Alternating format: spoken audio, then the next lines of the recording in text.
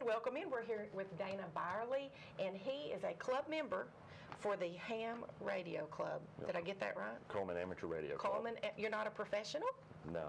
I thought I sit here with a professional. You sure know a lot to not be a professional. Welcome into the show this morning. Thank you. Well, this is kind of exciting for me. I love learning about new things. And I really said earlier I don't know much about ham radio, and I really don't. So before we get to talking about your event, can you tell us what is ham radio? Well, basically ham radio started actually many years ago, even before broadcasting. Amateurs started building their own equipment and communicating with each other like in the early 1900s. And over the years, it's become basically a hobby for learning for two-way communication over radios. And they help in emergency situations like with the Red Cross whenever there's disasters, relaying information. And then on a regular basis, hams are constantly building and setting up their own equipment to learn more about the hobby, to be prepared for emergencies. So over the years, it's really accumulated into a pretty big thing as far as offering emergency communications when everything else fails. What is the frequency that ham radio uses that makes it different than other forms of communication? Actually, there's multiple frequencies we have. That's one of the diverse things about it. We've got the VHF, UHF, HF frequencies, the frequencies that bounce off the atmosphere. We can talk overseas. We've got frequencies, for line-of-sight communications locally. So would it be safe to say that ham just taps into any frequency available?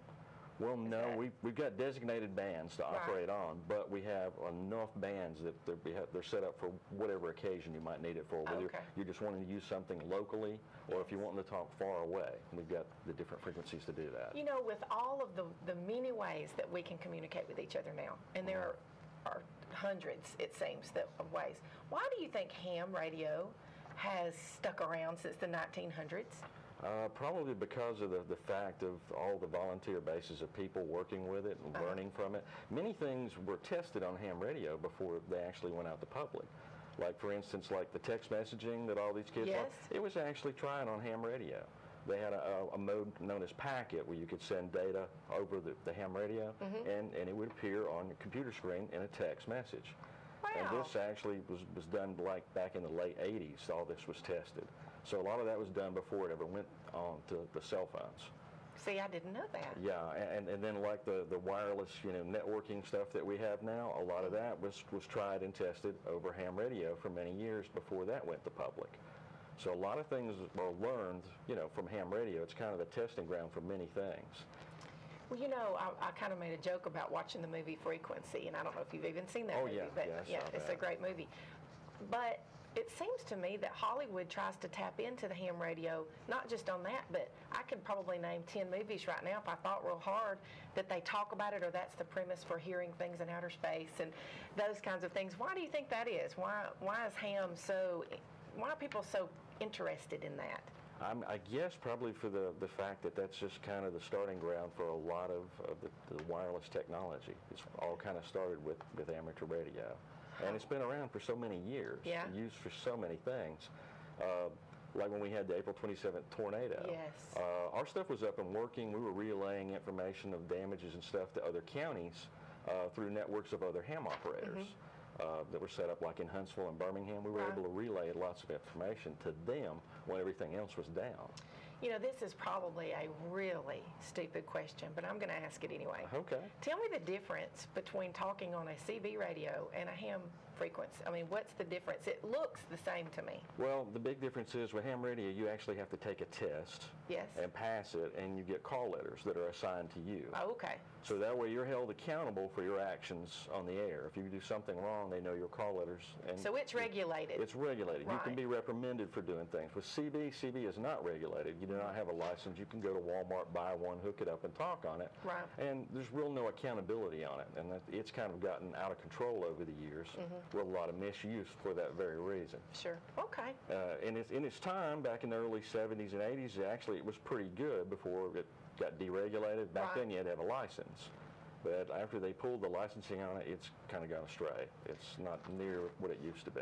Well, let's talk real quickly about this event, since now we have people interested in coming to this. All right. You're having an event on Saturday, July the 27th. Correct. Okay, at the Civic Center over here. Right. And what is the event? Tell us All right, about this the event. is a Hamfest, and basically what a Hamfest is where hams get together and they sell equipment, buy equipment, trade equipment, and also we have forums to inform people about ham radio, different aspects of ham radio. Like a lot of the hams, there may be something that they're not real knowledgeable of. There's forums there, you know, to teach them something new, learn something. We usually have like weather forums. We get some of the weather broadcasters from Birmingham or Huntsville will come.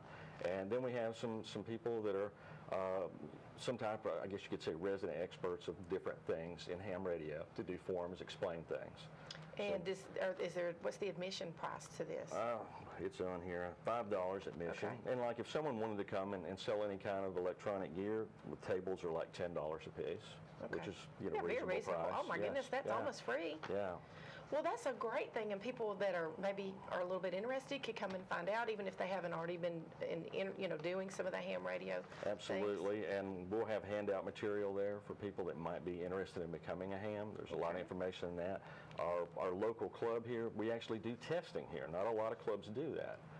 Every second Thursday of the month at the Cullman County Commission on Aging building, we do the testing for your ham test. Oh, okay. And there's 3 levels. The entry level is a technician class. Then the next level is general. Then there's the extra, which is the highest level license. And with each one, you gain more privileges and more frequencies to operate on. Okay.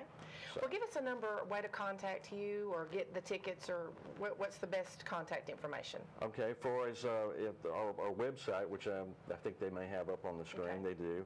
And then also my phone number. If you have any questions, you can call that number and ask me. 737-0909.